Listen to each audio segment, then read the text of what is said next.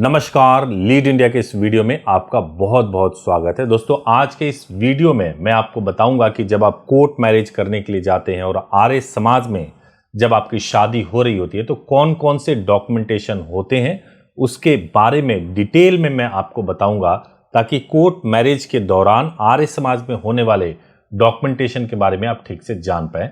सबसे पहले मैं क्या आगे दिखाऊंगा उसकी एक झलक आपको दिखाना चाहता हूं, वो आप देखिए। उसके बाद से फ्रेम वाइज मैं आपको ये एक्सप्लेन करूंगा।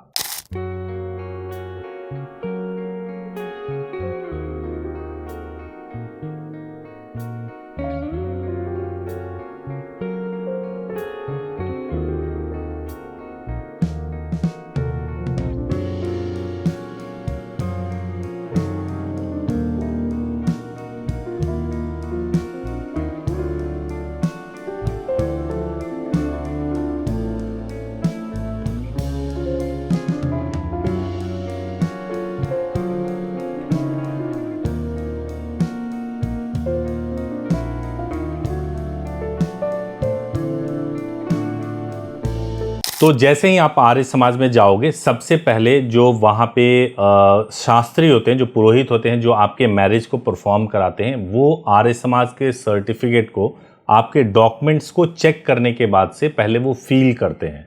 और आर्य समाज का जब वो सर्टिफिकेट फील करते हैं, कैसे फील होता है आइए उसको देखते हैं। तो अभी आप जो देख रहे हैं कि इसमें जो आर्य समाज का डॉक्यूमेंट फील किया जा रहा है, फील करने के बाद से कपल को दिया जाता है यही डॉक्यूमेंट कि आप अपनी डिटेल्स को चेक कर लें, ठीक से डिटेल को आप चेक करें। कपल जो है डिटेल को चेक करते हैं पहले कि उसमें जो डिटेल फील किया गया वो सही फील हुआ है कि नहीं।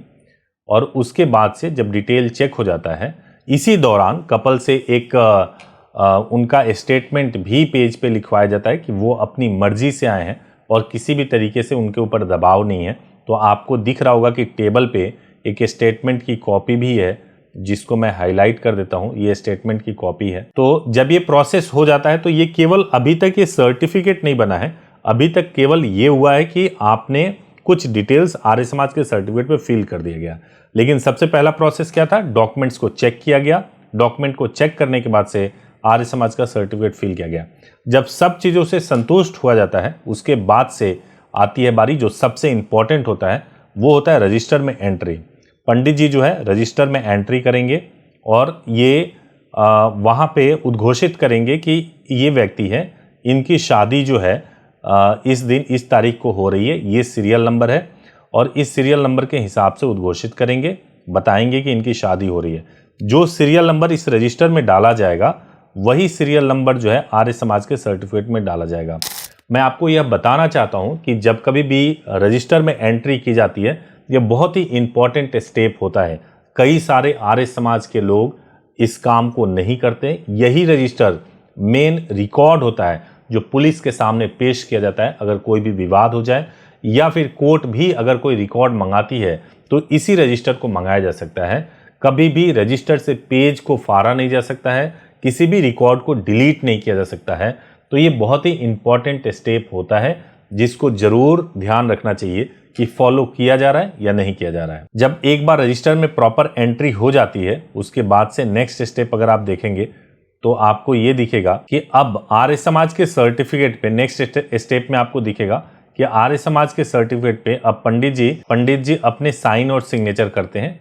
आर्य समाज के सर्टिफिकेट पे साइन, सिग्नेचर और स्टैंप लगाते हैं। उसके बाद से आप देखेंगे फोटो वगैरह पेस्ट हो गया, साइन सिग्नेचर हो गया, स्टैंप लग गया।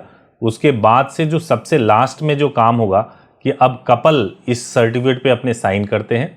जो कपल होते हैं वो साइन करते हैं। कपल ने भी, आप देख रहे हैं वीडियो में, उन्होंने अपने साइन कर दिया।